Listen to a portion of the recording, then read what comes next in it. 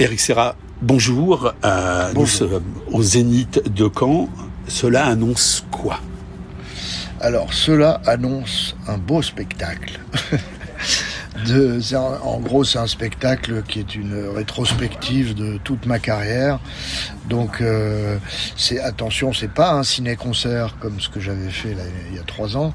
C'est vraiment un spectacle musical avec une mise en scène, des décors, un light show, quelques projections, mais pas tout le long, et dans lequel on sera à peu près une trentaine de musiciens sur scène, et on jouera des morceaux de un peu tous les films que j'ai faits, mais aussi, comme c'est rétrospectif de ma carrière, c'est pas que les films, c'est aussi un morceau de mon album, mon premier album solo qui était sorti en 98, un morceau d'un spectacle que j'ai fait pour le Cirque du Soleil à la fin des années 2000 et dont je suis très content aussi, que c'est un album que j'aime beaucoup et que personne connaît parce que il est en vente que au Cirque du Soleil. Donc il y a que les gens qui ont vu le spectacle qui connaissent, mais c'est un peu frustrant parce que pour moi il fait partie de mes meilleurs albums. Donc on jouera un morceau de ça aussi, pour pouvoir, ne serait-ce que pour pouvoir en parler. Et puis probablement un morceau ou deux de mon tout dernier album qui est sorti au mois de janvier. D'accord. Et voilà, donc ce sera et on sera 7 musiciens pop. Enfin, quand je dis musicien pop, c'est-à-dire batterie, guitare, basse, etc., choristes, et on aura une vingtaine de cordes en plus derrière nous. Oui, c'est déjà arrivé de jouer avec un orchestre philharmonique, etc. Oui. Ouais. Tournée des Zéniths, avec un point d'orgue, j'ai cru comprendre, le 6 décembre 2026 à l'Accor Arena. Ouais. Comment on prépare le set pour une tournée Zénith? Est-ce que ça a déjà été établi? Est-ce qu'il y a des résidences de prévues? On parlait tout à l'heure des morceaux joués, une certaine chronologie. Alors, la préparation, elle est assez longue. Hein. On est déjà dessus depuis un moment là, et je fais que ça cette année. Presque que ça. C'est la toute première chose, c'est la setlist. C'est très compliqué, je suis en plein dedans là, et c'est très compliqué parce que il faut sélectionner moins de 2 heures de musique sur je sais pas combien de dizaines d'heures j'en ai composé, donc oui, sur une carrière c'est pas facile. Ouais. Donc c'est pas simple, mais on est dessus avec le metteur en scène, c'est-à-dire que moi j'ai ma vision musicale, mais lui a sa vision de metteur en scène, donc on essaie de combiner les deux. On n'a pas fini, donc j'ai pas la setlist encore précise. Et ensuite, il y a la préparation de la mise en scène. Moi, j'ai beaucoup de préparation, notamment pour écrire des parties par exemple, comme on va avoir des cordes, je vais écrire des parties de cordes sur les morceaux qui n'en avaient pas forcément à l'époque. Oui, un réarrangement pour la soirée, pour cette tournée, voilà. Exactement, donc il y a des gros travail de préparation. Ensuite, il y a des répétitions, une fois que tout ça est prêt, il y a des répétitions prévues au mois de, mi-octobre, je crois, à Paris, dans un studio. Avec le staff, avec les musiciens. Alors c'est en plusieurs parties, parce que donc dans un premier temps, c'est une répétition avec uniquement le groupe, donc pour répéter juste la musique. Ensuite, on intègre par exemple les choristes, puisqu'elles n'ont pas besoin de tout répéter, donc elles viennent pas dès le début. On intègre les choristes, ensuite on intègre les techniciens, c'est-à-dire le son, les lights, et puis le metteur en scène, lui, il est là tout le temps pour commenter au cas où s'il voit un truc où il se dit mais attends, ça une fois dans le décor ça marchera plus, enfin bref, il est là pour surveiller un peu, et enfin dernière partie, les derniers jours, on intègre tout le monde, y compris le symphonique, et là donc c'est les dernières répétitions à Paris. Et ensuite, on vient s'installer au Zénith de Rouen 2 jours avant la première date. Donc le 11 et le 12 novembre, on sera déjà dans le Zénith de Rouen, mais en répétition générale. Quoi. Filage. Voilà, là avec tout, y compris les décors, la mise en scène, etc. Alors, j'ai plein de questions qui me viennent. Vous êtes compositeur de bon nombre de musiques de films, mais avant tout musicien. Ouais. J'aimerais savoir comment on compose. Est-ce qu'il y a, c'est en fonction de lecture de scénario? Est-ce que c'est en fonction d'images ou du réalisateur? Ça ne doit pas être évident, donc je voudrais... Alors, déjà, ça dépend, premièrement, de à quel moment on m'appelle dans le processus de création du film. Quand, par exemple, Luc Besson, pendant toute une époque, la période Gaumont notamment, ce qu'on appelle la période Gaumont, c'est-à-dire c'est de son tout premier film jusqu'à Jeanne d'Arc inclus. Donc ça comprend tous les gros succès, Subway, Le Grand Bleu, Nikita, Léon, Cinquième élément. À cette époque-là, en général, moi j'étais au courant du film parmi les premières personnes parce que comme on était en même temps très amis, j'étais en général une des premières personnes à qui il racontait sa nouvelle idée, souvent avant même de l'avoir écrite. Donc mine de rien, moi ça me permettait de commencer déjà à y penser. Je travaillais pas, mais c'était comme si il me plantait une petite graine. Du coup, et ensuite j'attendais, alors parfois il me donne le scénario, je lis le scénario, ou parfois il me le raconte. Et du coup, pendant tout le temps qui suit, ça, mine de rien, ça travaille. C'est-à-dire, j'y pense. Je me dis, tiens, qu'est-ce que je vais faire comme genre de musique? Est-ce que je vais faire plutôt rock, ou plutôt électro, plutôt symphonique, etc. Enfin, ce genre de questions. Et mais je ne travaille pas concrètement. Et ensuite, j'attends d'avoir les images pour commencer à composer. Mais du coup, le jour où je commence, mine de rien, il y a tout un pré-travail qui s'est fait inconsciemment. Les images ont apporté peut-être le rythme, une espèce de synchronisation ou des choses comme ça. Alors là, moi, je compose super précisément à l'image. C'est-à-dire, c'est la différence entre un tailleur et du prêt-à-porter, quoi. Moi, je suis vraiment tailleur, quoi. Je compose sur mesure, sur les images. Mais bon, ça, c'est pas toujours possible parce que, je sais pas moi, quand j'ai fait par exemple James Bond GoldenEye, au moment où ils m'ont appelé, le film était terminé. Ils étaient en post-prod, mais le film était fait. Donc le premier contact que j'ai eu, ils m'ont montré le film en entier. Donc forcément, là, c'est pas la même chose. Là, je commence directement sur le film. Voilà, il y a une demande bien spécifique et voilà. Donc ça dépend, il y a pas de règle. Disons que si j'ai le choix, ce que je préfère, moi, c'est avoir le film tout de suite. Comme ça, je peux vraiment, je compose directement. C'est ce que m'inspire le film, quoi. Ok. Alors vous êtes musicien avant toute chose. Là, on est derrière un film. Ouais. Vous avez rencontré, quand je vais dire traîné, c'est peut-être pas le bon, avec bon nombre d'artistes reconnus. Comment on arrive à choisir le fait, il y a eu une période avec Jacques Higelin, il y a eu le fait de laisser tomber un peu ce côté scène et se tourner vers le cinéma. Est-ce que c'est facile? Est-ce qu'il n'y a pas un regret sur un poste ou un autre? Alors oui, c'est une très bonne question parce qu'effectivement, j'avais, par exemple, quand j'ai fait la musique de Subway, j'étais à cette époque-là avec Higelin et je n'ai pas arrêté de jouer avec lui à cette époque. Donc je faisais les deux en parallèle, ce qui était un peu sportif, mais bon, c'était cool parce que j'avais pas eu besoin de choisir du coup.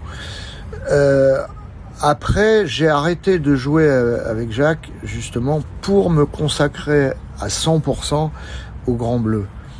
Je sais pas pourquoi, mais je sentais que je voulais vraiment mettre 100% de mon énergie là-dedans, et pas 80 ou 60. Donc, j'ai arrêté de jouer avec Jacques pour ça. Et à l'époque, je me rendais pas compte de l'importance que ça avait pour moi de jouer. Parce qu'en fait, je jouais depuis toujours, depuis que je joue depuis que je suis né. J'ai commencé à faire de la scène à l'âge de 11 ans. Donc, d'accord. Alors, c'était pas mon métier, évidemment. J'étais écolier comme tout le monde, mais néanmoins, je connaissais déjà les plaisirs de la scène et du public. Et ensuite, je suis devenu musicien professionnel très jeune, à l'âge de 17 ans. Et je jouais tout le temps. Et avec Higelin, je suis resté 7 ans dans son groupe. On faisait, 150 concerts par an.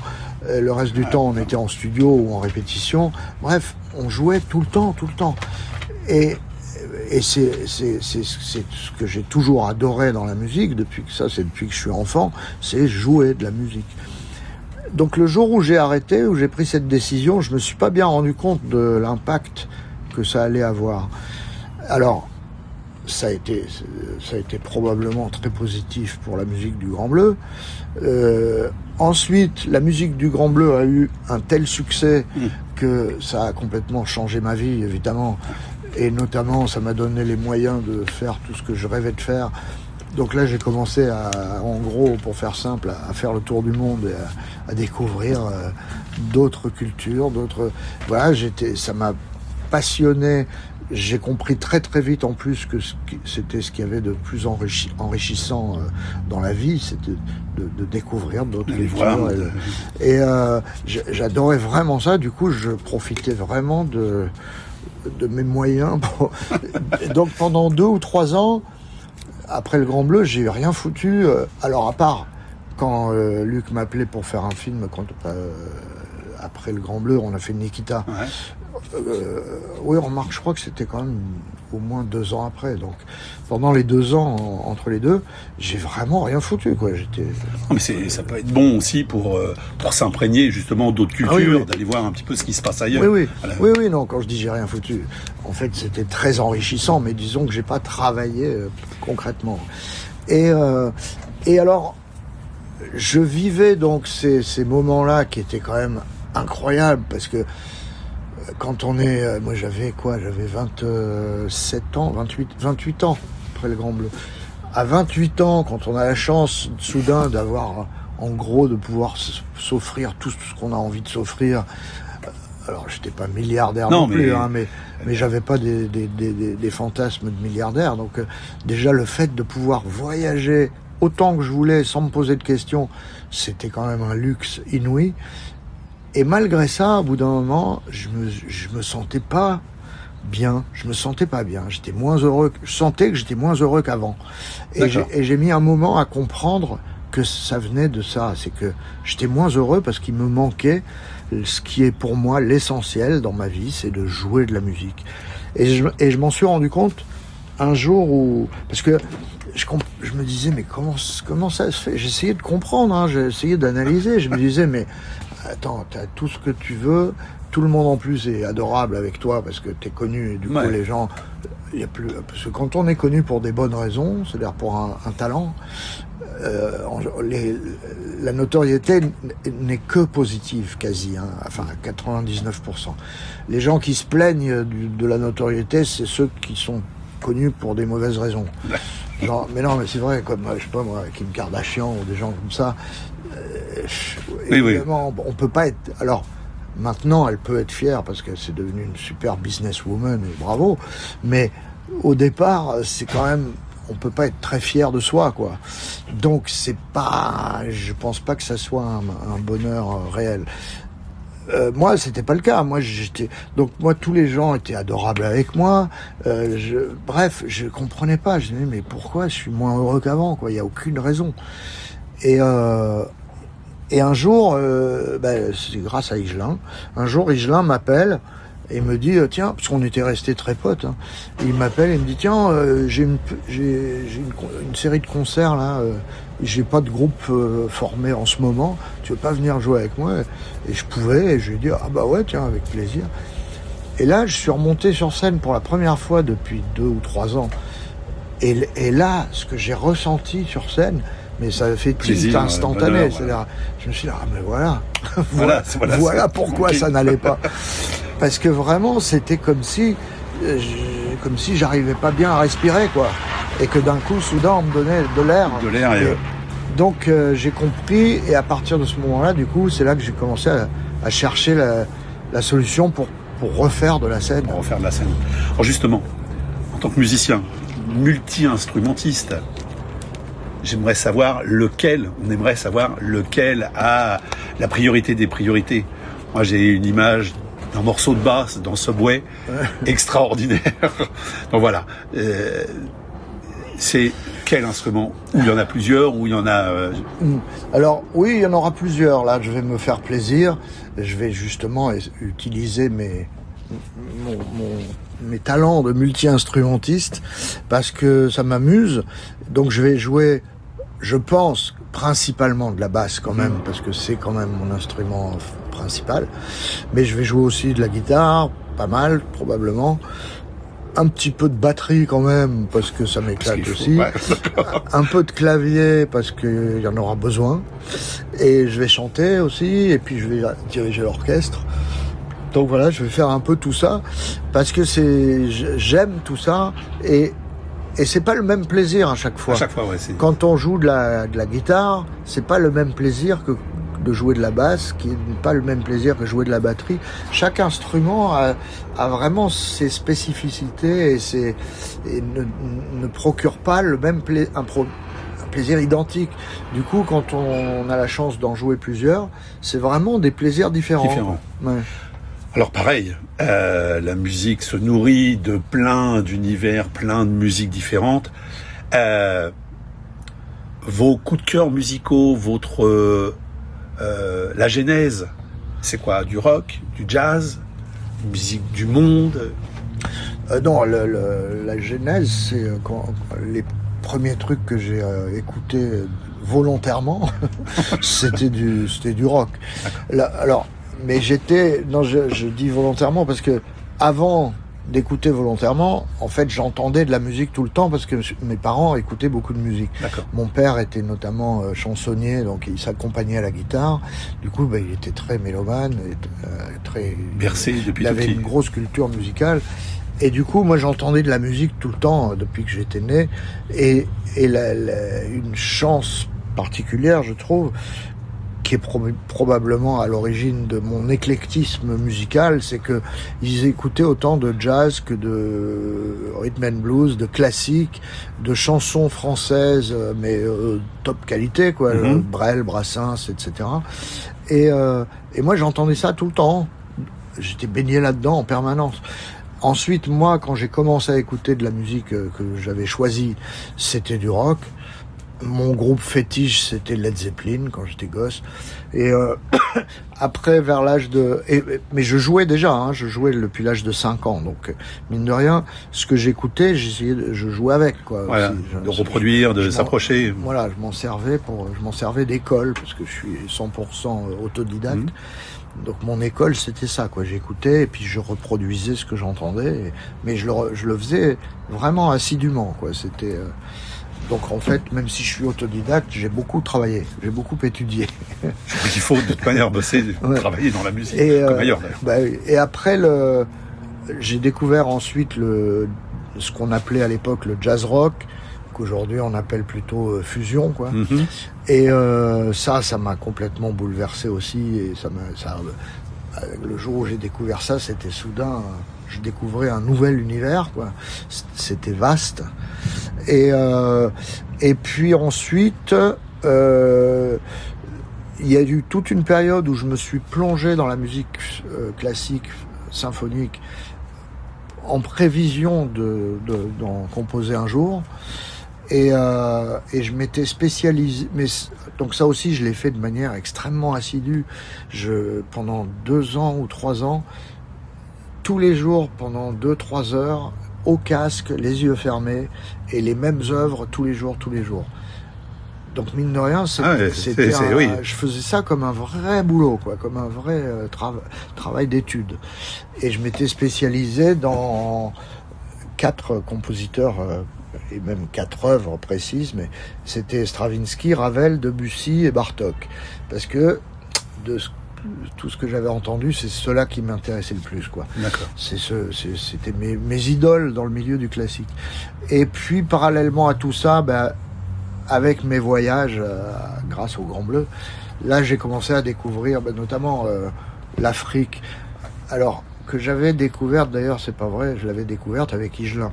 On avait fait une tournée en Afrique de l'Ouest en 84, et ça avait été une révélation incroyable, un truc. Ça avait été plus qu'une révélation, ça avait été initiatique pour moi, la découverte de la musique en Afrique, parce que, les percussions notamment, parce que là-bas, vraiment, je me souviens que la première fois que j'y étais, j'avais la sensation que c'était vraiment, l'expression, le berceau de la musique, mais c'est réel là-bas, on le sent.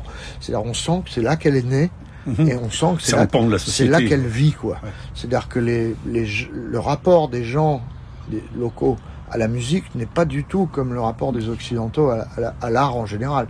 C'est-à-dire que là-bas, pour eux, c'est aussi essentiel que l'air qu'ils respirent, quoi. Tout à fait. Et ils sont baignés là-dedans depuis le jour de leur naissance. Donc, il y a une puissance de la musique là-bas qui est impressionnante, et puis en plus des rythmes. Ouais. C'est le berceau du rythme notamment. Enfin, le rythme étant l'origine de la musique. Et là-bas, j'ai appris énormément de choses. J'ai appris à jouer des percussions avec des percussionnistes locaux.